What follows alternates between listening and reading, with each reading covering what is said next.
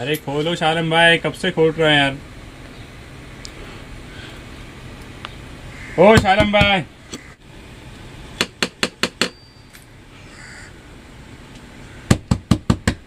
شالم بھائی، ارے کھولو یار، کب سے ٹھوک رہا ہوں.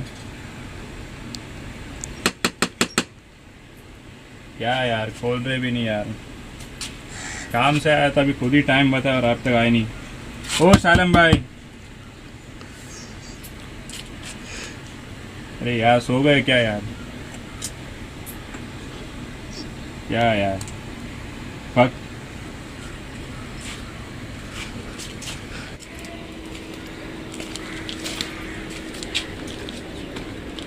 السلام علیکم. وعلیکم خیریت السلام. عبید بھائی؟ الحمدللہ. کہاں ہوں شالم بھائی؟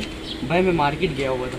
اور میں کب سے ٹھوک رہا تھا، تم ٹائم دیے میرے کو اور کوئی اندر دروازہ کھول رہا بھی نہیں. تو وہ میرے والد صاحب کام سے آ کر تھک گئے تو وہ شاید وہ سو گئے ہوں گے اندر، گہری نیند میں ہوں گے، اس کے لیے اور کہاں گئے تھے آپ ابھی؟ میں ابھی مارکیٹ سے اب بھی آ رہا ہوں. کیا یار ابھی تم اتنا میرا ٹائم ویسٹ کر دیا. میں آیا تھا ٹائم سے، میرا وقت نکلا، مگر دوسرا کام ہے یار. سوری بھائی، کوئی بات نہیں. نہیں یار چھوڑا ابھی یار، ارے جاتا نا سوری تو. بھائی، جانے دو. اب یہاں تک آ گئے، اب چلو گھر تک چائے پانی ناشتہ کر لیتے ہیں، اب کام کی بات کرتے ہیں. چلیے. ٹھیک ہے چلو آج. ابھی والد صاحب دروازہ کھول لیں گے، میں کب سے ٹھوک رہا تھا. ارے بھائی تم ٹینشن مت لو، میں ہوں نا بھائی. کیا یار. چلیے. الصلاۃ والسلام علیک یا رسول اللہ وعلی آلک واصحابک یا نور اللہ صلی اللہ تعالی علیہ وسلم. میرے پیارے آقا صلی اللہ علیہ وسلم کے پیارے دیوانوں، ابھی آپ نے اس ویڈیو میں دیکھا کہ ایک بھائی اپنے دوست کے یہاں جاتا ہے ملاقات کے لیے، لیکن جب دروازہ نہیں کھلتا ہے تو پھر وہ غصہ ہو کر ریٹرن ہوتا ہے. حالانکہ راستے میں اس سے اس کی دوست کی ملاقات ہو جاتی ہے، لیکن آپ نے دیکھا کہ اس نے دروازے پر کتنی دفعہ دستک دی، یعنی دروازہ نوک کیا، ایک نہیں بلکہ کئی دفعہ، اور پھر اس نے آوازیں بھی دی.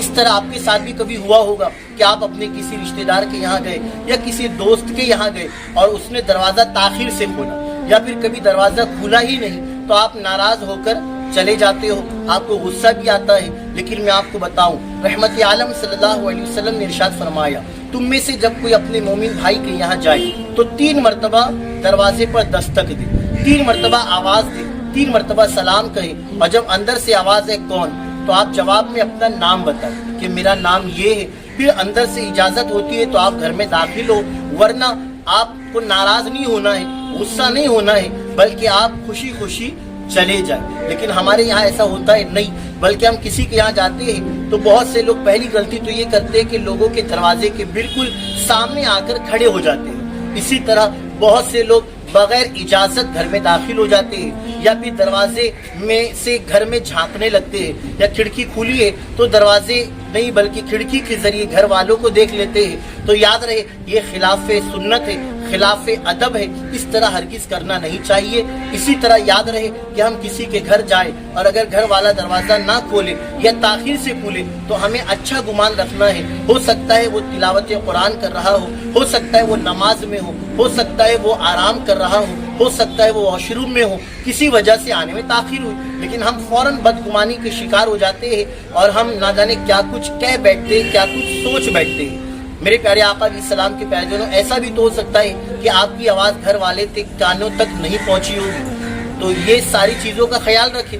اسی طرح ہو سکتا ہے سامنے والا آپ سے ملاقات نہیں کرنا چاہتا، لیکن آپ بالکل سامنے والے کو بدظن کر دیتے ہیں، یعنی بالکل آپ گھر والے کو اریٹیٹ کر دیتے ہیں کہ مجھے ملنا ہی ہے.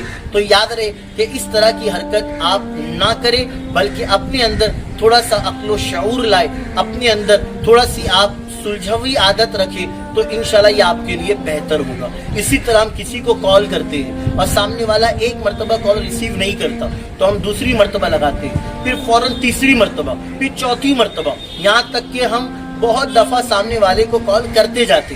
تو یاد رہے اس سے آپ کی خود کی امیج بھی گھٹ جاتی ہے، اس سے گویا آپ اپنی وقار کو بھی کھو بیٹھتے ہیں. تو یاد رہے کہ اگر کوئی ارجنٹ کال ہو تو آپ نے 1 نہیں 2 3 دفعہ لگایا، اس کے بعد آپ تھوڑا سی انتظار کریں. ہو سکتا ہے کہ سامنے والا زیادہ مصروف ہو یا پھر اس نے اپنا موبائل سائلنٹ موڈ پہ رکھا ہو اور اس نے آپ کا کال دیکھا نہیں ہو. لیکن ہم لوگ اس معاملے میں بھی بدگمانی کے شکار ہو جاتے ہیں، اور یاد رہے بدگمانی یہ حرام ہے. ہمیں یاد رکھنا چاہیے بدگمانی کرنا یہ گناہ ہے، کسی مومن کے ساتھ میں بدگمانی نہ کریں. ورنہ ہم کبھی کہہ دیتے کہ میرا فون دیکھ کر ہی اس نے نہیں اٹھایا، جان بوجھ کر اس نے ایسا کیا، مجھے معلوم ہے، تو یاد رہے، ہو سکتا ہے کہ وہ فون جو ریسیو نہیں کر رہا ہے وہ نماز کی حالت میں ہوگا، وہ تلاوت قرآن کر رہا ہوگا، وہ کچھ پڑھائی لکھائی کر رہا ہوگا یا آرام کر رہا ہوگا، ہو سکتا ہے موبائل چارج پر لگا ہوگا۔ تو ہمیں چاہیے کہ ہر مسلمان کے لیے اچھا گمان رکھے، کہ اچھا گمان رکھنا بھی نیکی ہے۔